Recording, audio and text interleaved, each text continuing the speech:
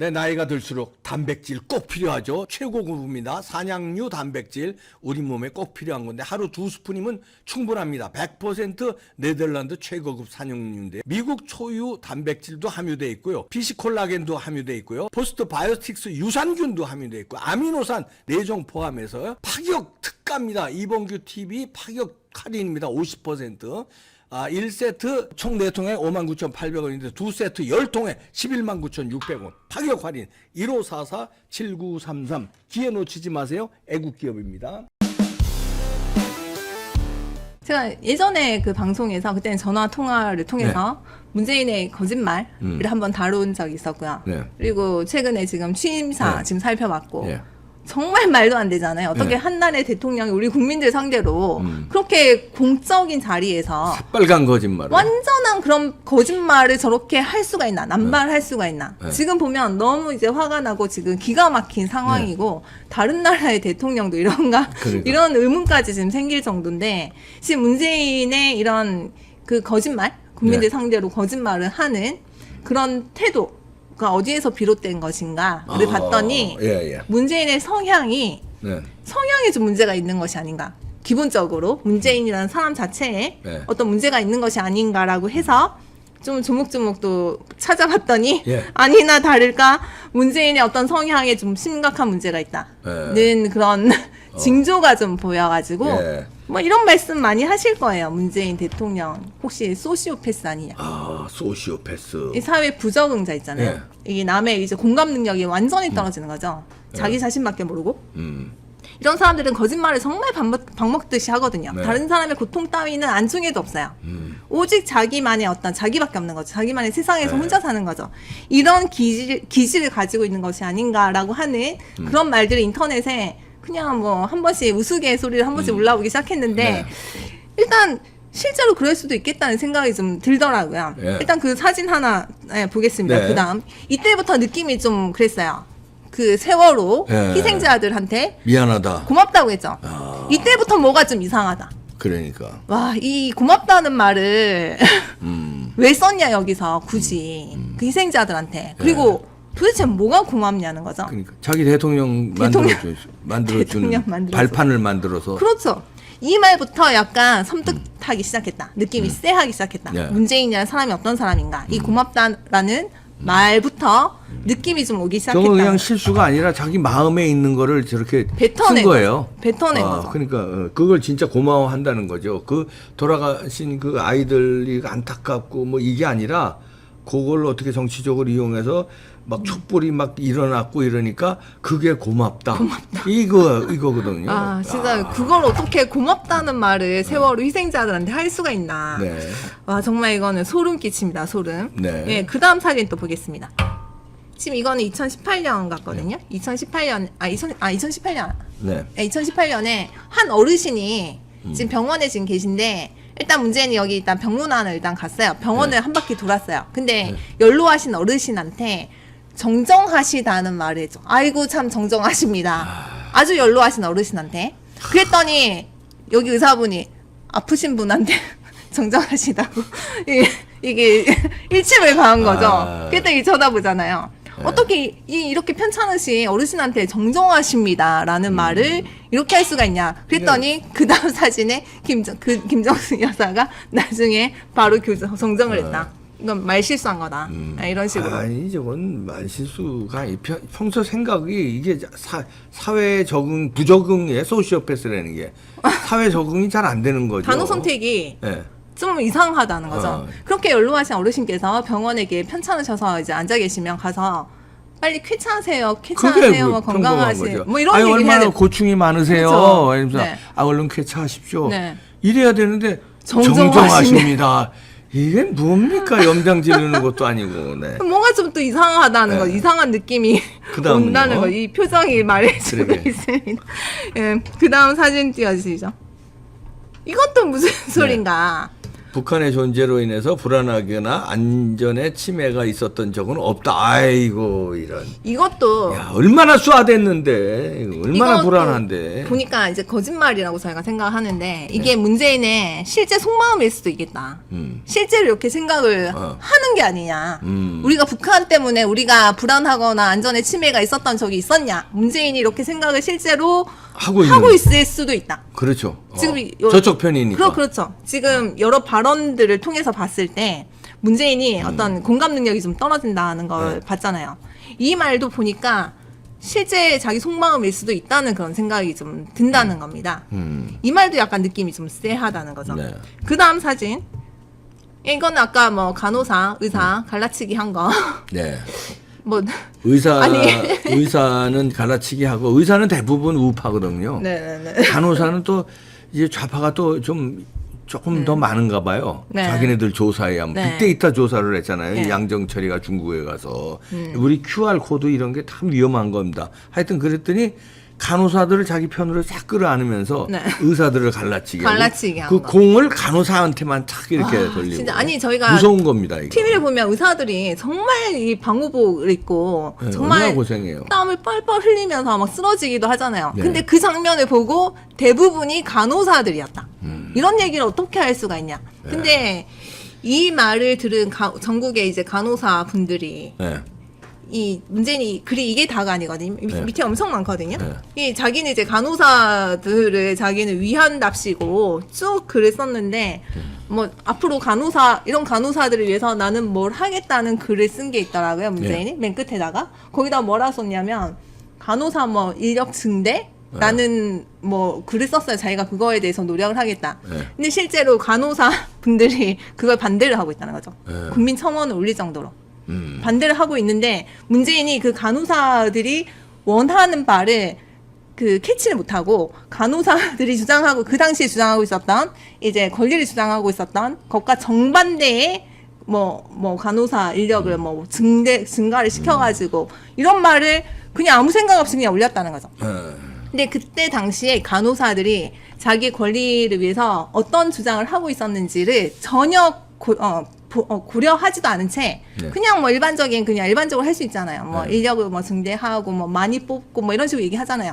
그 말을 생각 없이 올리는 바람에 간호사들이 엄청 분노를 했다는 그런 후문이 있습니다. 그러게. 그다음 보시면요. 네, 그다음 사진 띄워주시면 예. 이것도 지금 부동산 웃기죠? 문제는 우리가 지난해, 제일 작년. 자신 있다고 장담하고 싶습니다. 이거는 야, 부동산 때문에 이 정부 제일 잘못한 것 중에 하나가 부동산인데.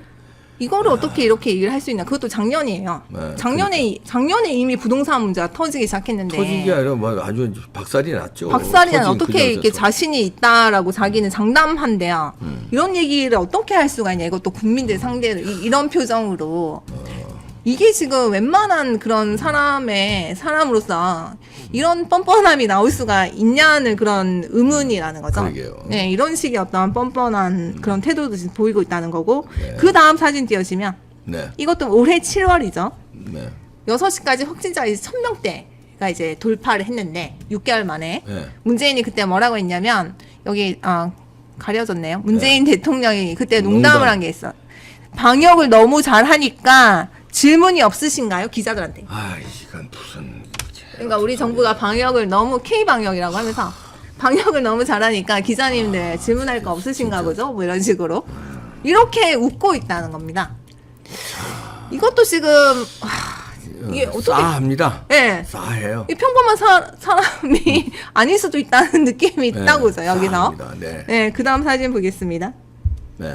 여기 또 보시면 이것도 이제 역대급 발언이죠. 입양 부모의 경우에도 마음이 변할 수가 있기 때문에 일정 기간 안에는 입양을 다시 취소한다든지. 이 정인이 사건 예? 터졌어요. 입양을 야, 이거 와, 무슨 입양을 취소한다. 아니 시장에서 물건을 고르는 거예요. 그러니까 그 입양아를 다시 취소를 하고 돌려보내라 뭐 이 말이잖아요. 그때 정인이 사건 때문에 우리 국민들이 엄청나게 분노하고 있을 때 대통령이 나와서 한 얘기가 이거예요. 입양을 다시 취소하는 그런 방법을 고안해보겠다. 취소하고 다시 입양을 해라. 마음에 드는 아이로. 이런 발언이 어떻게 가능하냐. 무슨 진열장에 인형 고르듯이 하나요? 장난감 가게에서. 그렇죠. 아, 그러니까 아이를 이건 무슨- 아이 자체를 물건으로 지금 보고 있는 거 그러니까, 아니냐. 예. 이 발언을 보니까 문재인의 어떤 소시오패스 성향에 대한 확신이 좀 든다는 겁니다. 그러게요. 그러니까 생명을 지금 물건 취급을 하는 발언이라는 거죠. 아, 좌파들 진짜 이런 발언도 무섭네요. 있었고 예. 그 다음 그다음에요. 이거는 이건 뭡니까? 조국에게 마음에 빚을 졌다. 아니 조국이라는 사람이 어떤 사람인지 만천하에 지금 다 드러났잖아요. 네. 근데 어떻게 또 마음에 빚이 졌다는 말을 국민들 앞에서 이런 얘기를 할 수가 있냐? 우리 국민들 지금 염장 지를 일이 있냐? 와 진짜 이거는 조국 때문에 국민에게 마음에 빚졌다 이래도 시원찮아요. 조국 때문에. 네.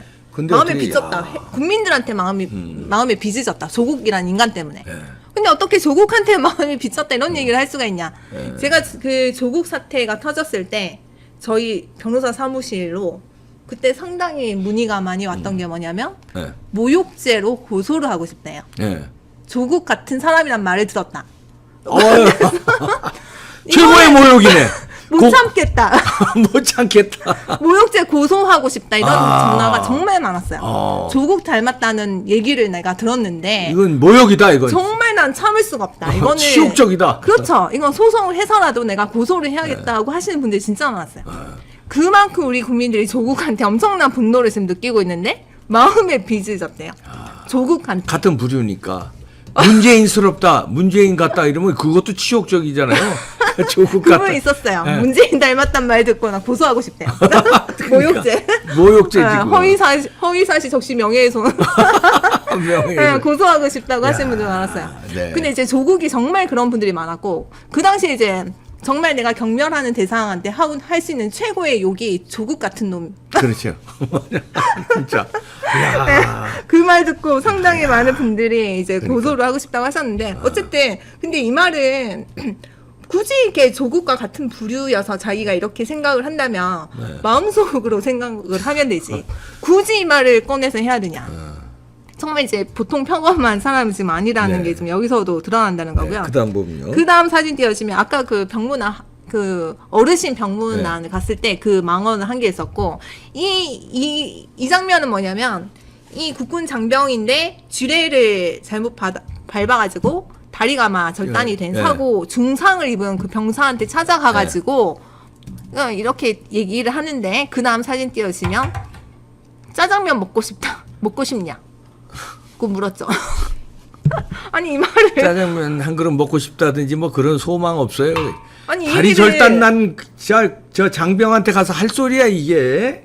이 말을 왜 하냐 이 말이죠. 그게 이 말을. 소망이에요? 그게 다리가 지금 절단 났는데. 그 짜장면 먹고 싶냐 이 말을 뜬금없이 했다는 거죠. 그 장병한테. 아니 지금 이 말도 진짜 보통 사람은 아닌 것 같아요. 아니에요. 보통 사람 보통 사람 아니고 뛰어난 사람입니다. 그러니까 보통의 그 평범한 그 감정과 상식을 가진 사람은 아니라는 게 여기서도 지금 드러난다는 거죠. 네. 짜장면 한 그릇 먹고 싶냐. 엄청납니다. 예. 그다음 증거가 사진. 한두 개가 아니네요. 그다음에 그렇죠.